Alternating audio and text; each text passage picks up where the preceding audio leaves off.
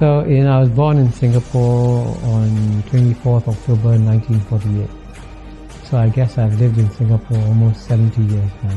When I grew up, Singapore was still a poor developing country.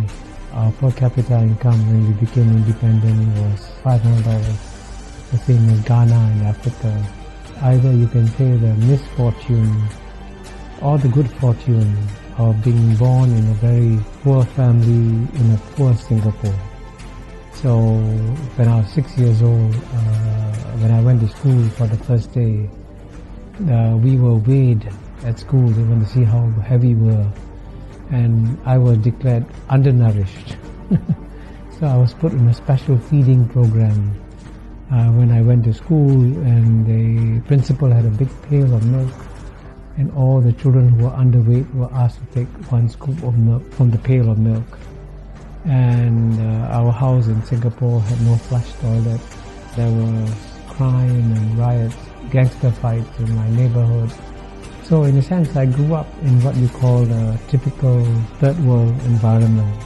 And it's quite remarkable that in my lifetime, Singapore has gone from being a third world country to a first world country.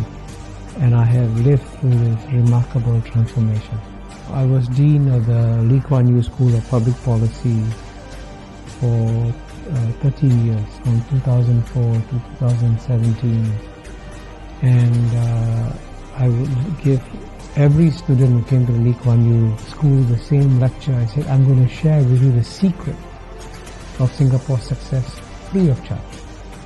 And I to tell the students that if you implement this secret formula, your country will succeed. And I capture the secret formula with the acronym in English, MPH. The M stands for meritocracy. Meritocracy means that you select the best people to run the country. And what brings many countries down, especially in the third world, is that when it comes to selecting the finance minister or the economics minister, they will give their jobs to their brothers, their cousins, their uncles, their relatives, and not to the best people. And Singapore did the exact opposite.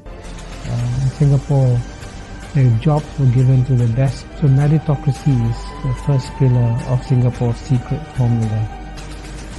The second pillar is P, and P stands for pragmatism. Pragmatism is an English word, and it's an English concept. But the best definition of pragmatism was given by China's leader, Mr. Deng Xiaoping, when he said it doesn't matter whether a cat is black or a cat is white. If the cat catches mice, it is a good cat.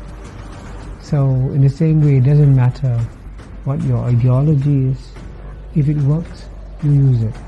So Singapore was very pragmatic. So it would take some policies that are capitalist and some policies that are socialist, and it would mix them up. And that's what pragmatism is about.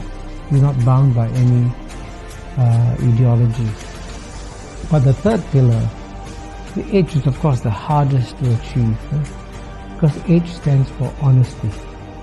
And indeed, what has brought most third world countries down and what has led to their failures in development has been corruption. And so Mr. Lee Kuan Yew, after he became Prime Minister, made it a point to punish not the junior people, but the very senior people. So that honesty factor is one critical reason why Singapore has been exceptionally successful. So it's a combination of meritocracy, pragmatism and honesty. Then that's the form.